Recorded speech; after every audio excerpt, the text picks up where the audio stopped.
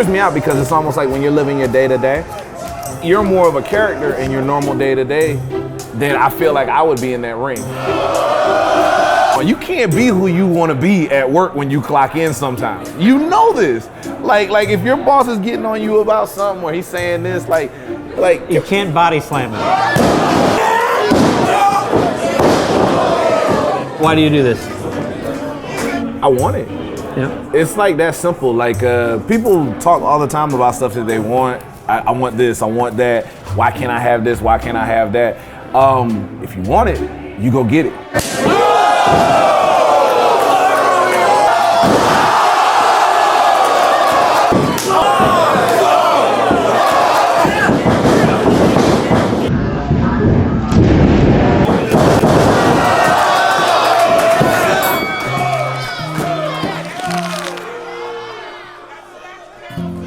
So what do I call you? Suge? Carl? I have many identities. For the ladies, I want them to call me Daddy. But like for the sake of this interview, let's go with Suge. Let's just go with that. This is Carl Wilson, but he prefers to be called Suge D. By day, he's an assistant manager of a cell phone store, but by night, he's a freelance professional wrestler. When you think of professional wrestling, you probably think of this. Mega superstars battling it out in gigantic arenas for thousands of people on TV and pay-per-view. But there's another level of professional wrestling that doesn't happen on TV. It happens in small clubs and mid-sized venues, and the wrestlers don't necessarily go on to star in Hollywood movies or sell beef sticks. I'm called a professional wrestler. Yeah. I would more so say I'm a professional driver because I get to point A to point B in the fastest amount of time. Do my business, entertain, and then I get back as fast as humanly possible. How far did you drive today? Where are we? We're in Chicago, so where did you come from? I'm based out of Augusta, Georgia. Okay. So that's a 12-hour drive. Oh my God. Yeah. So how long have you been doing this? I was 17, and on February 21st, I will be 31. So 14 years, yeah? Okay, so it'll be 14 in February, on February the 21st. Okay. So I started very, very young. Fact of the matter is, I've always been a huge fan of professional wrestling since a little child. It's one of my earliest memories. There were like VHS tapes at the house, Hulk Hogan and Ultimate Warrior, and I used to sit down and watch all the Hogan celebrations and the posing, man. And I didn't ripping know. The shirt yes, off. yes. Yeah. A lot of white tees that my mom got very upset about me ripping because that wasn't exactly like a commodity around the house we could just rip apart. But the big thing at the end of the day was I knew in some way, shape, or form I was gonna be in the business, no matter how it turned out. So I applied my time. Eventually, I found a way to break into it. Let me ask you a question. I don't mean to flip the tables on you real quick. With professional wrestling, I mean, let's just be honest. The curtain's been pulled back. You know it's predetermined. What? It's not real? Ruined it for everybody. God. But here's my thing. Okay, you already know it's predetermined, right? I hate using the word fake because the stuff I go through in there, we were talking about that whole close-up thing earlier. Oh. That's my broken arm from about 3 years ago. They actually have a steel plate and 7 screws in there. So it's definitely not fake. There's some real stuff that ends up going on. Okay, so the outcome is predetermined, right? Mm-hmm. But at the same time, like, the outcome is predetermined on Game of Thrones. It's predetermined on, the Avengers, comic books you read, all that good stuff like that. What I like about this are the moments where, since the curtain's already been pulled back and we tried so long to get people to believe what we were doing is absolutely, positively, 100% real. The beauty of it now is getting you to forget that for that moment it's predetermined. It's to throw you in. We're like the most base form of theater, and we're like right in your face, and I love it. It's all Kelly. I don't know what's happening here. Space Jam? Space Jam. Here comes Sugar D, the Flower Wrestling. So when I first started, right, I would get on with an indie company, and I made more so myself a name as more of a comedic character. And this is where my rise started to come up, right? So that's like having a hot single.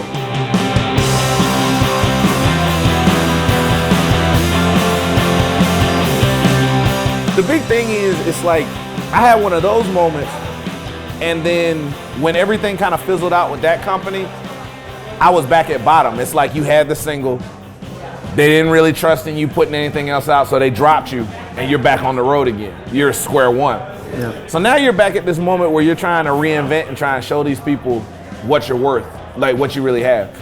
And what was frustrating about that time was, I'll admit I had a passion for it. I feel like I didn't take my fitness all the way seriously. It's like I got a lot too soon. And now I'm trying to claw my way back up to be able to get back to a lot of those heights. And I'd say I've gotten back to some of that, just in a different way.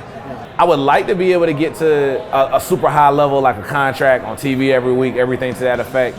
But at the same time, it's like, I feel like if you harp on that kind of thing, it puts so much pressure on it, it doesn't even happen. I just want to enjoy it for every step that I get. Like for every show, I'm just enjoying it that one step at a time. And then whatever my destiny is, it's gonna be. But no matter what, I'm succeeding. Like I'm winning, no matter what's going on right now. And I'm happy for that. And I'm happy, I'm healthy, I'm loving life, I'm loving the people. I've never taken a drug in my life. But I have to believe that's what it feels like. I have to believe that's what it feels like because I keep coming back for this and it's like, and that's just the business as a whole. That's why you'll see so many people death-defying stunts. They'll do some crazy stuff, still have to go to work the next day, not even making good money because at the root of it, you just want that moment for like, if that 10 seconds, 30 seconds, for whatever expanse of time that you get, you're a god to these people. And that's not even trying to be like arrogant or anything like that. It's like these people are looking to you and they're giving you their energy for a second willingly. That's crazy, man. Now I want to see you do some wrestling. I want to see Oh yeah, we're gonna do that. Are you gonna win? Can't quite tell you that.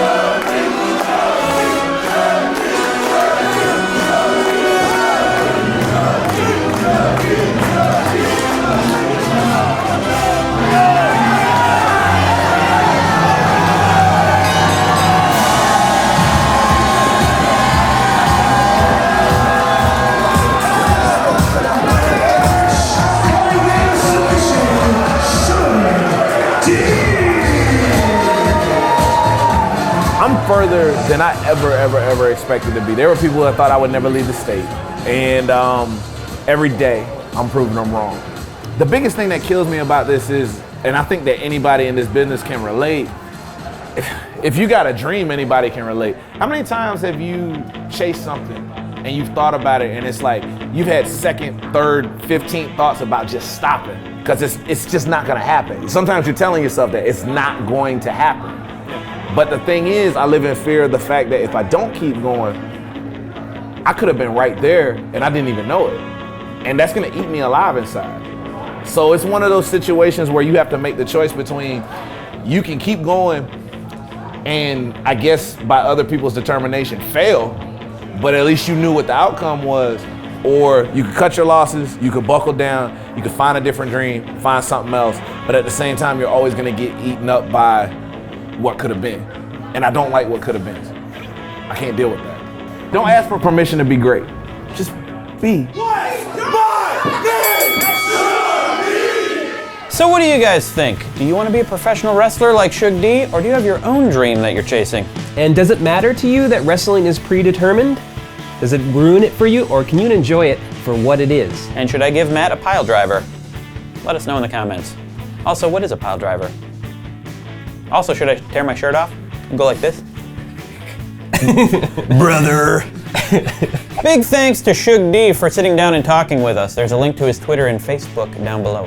Also, thanks to Freelance Wrestling for letting us come to that show. It was awesome. You should check them out. They've got shows going on all the time. It was a really good time. And thank you for watching. If you liked this video, consider the like button. And if you want to see more, consider the subscribe button. And if you really like the video, go over to Patreon and help support the show.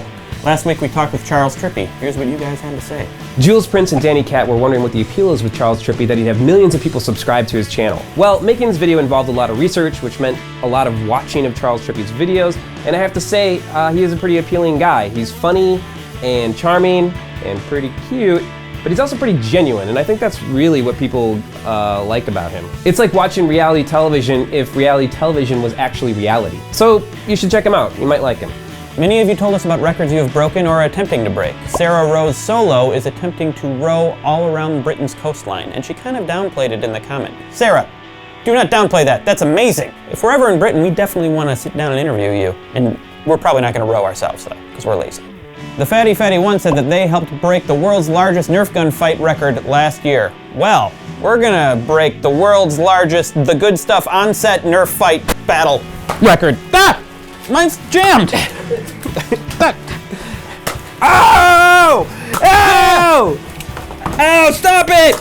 Stop it! Thanks for all the great comments, guys. See you next week. I hit the camera, you didn't. It was me, totally me.